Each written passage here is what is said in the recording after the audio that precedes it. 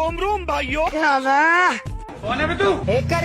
तर पब्लिक मी आहे सोन्या पाटील आणि सोन्या पाटलाला 0 फॉलो करून घ्यायला लागतंय. मी आज लखन बोले टकाटक खटाखट बनून निघालेलो बघा. पहिल्यांदा इथे स्टेशनवर आल्यावरती तिकीट काढून घेतलो. ट्रेनची तिकीट काढून आपण एअरपोर्ट वरती येऊन विमानाची वाट बघत होतो. तेवढंच आपलं विमान आलं होतं आणि त्यात एवढी गर्दी होती की बाबा काय बोलायचं काम नाही. फायनली बसायला जागा तेवढी भेटली. फायनली आपली फ्लाईट नेरळच्या स्टेशनवर येऊन लँड झाली. मग तिथनं आपलं निघालो चालत. परत ना घेतली इको बघा. हा मेन म्हणजे सांगायचं राहिलं बघा तुम्हाला मी कुठं चाललोय. तर आता सुपारी बिपारी फुटल्या म्हटल्यावर आता सोनं चांदी काहीतरी घ्यायला लागतंयच घे म्हणताना आपण आलेलो आपल्या भावाच्या दुकानात येऊन जरा बसल्यावर इकडे तिकडे टाइमपास करावा म्हणला. इकडे तिकडे जरा मस्ती करत बसलो होतो बघा. परत ना म्हणलं आपल्याला जे जे लागणार आहे नाही ते सगळं पहिला बघून घेऊया. प्रत्येक गोष्ट बघून घेतलं होतं बघा. आणि आता सुपारी फुटल्या म्हटल्यावर पहिली गोष्ट असते ते म्हणजे साखरपुडा. त्यासाठी रिंग बघत होतं. ते सगळं झाल्यानंतर नाही ते एअरपोर्ट वरती आल्यावर तर बघितलं एवढी बेकार गर्दी होती. आज संडे होता त्यामुळे लय बेकार गर्दी. आता तुम्ही म्हणताल रेल्वे स्टेशनला एअरपोर्ट का म्हणायला लागलाय. सो अपने अंदाज में कुछ अलग होता. हीच ती बघा पाठीमागे. जाऊ दे सोडा समजणे वालों की इशारा कापी आहे. घ्या भावानं अजून एखादा इशारा बघून घ्या. तो इशारा तुमच्यासाठी नाही तर डायरेक्ट माझ्यासाठी इशारा आहे. भावानं तुम्ही काय जास्त लोड घेऊ नका. तुमचा भाव इथं खंबीर आहे त्यामुळे विषयच नाही.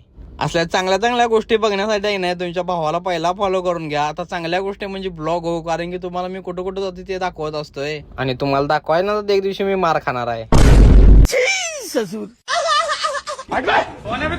कॅमेरा बघितल्यावर लोक अशी का तोंडाकडे बघतात मला काय समजत नव्हतं. असं ते म्हणलं आता ही बघा कसं काय बोलायचं आता यांना. जाऊ दे सोडा पुढच्या ब्लॉग मध्ये भेटू.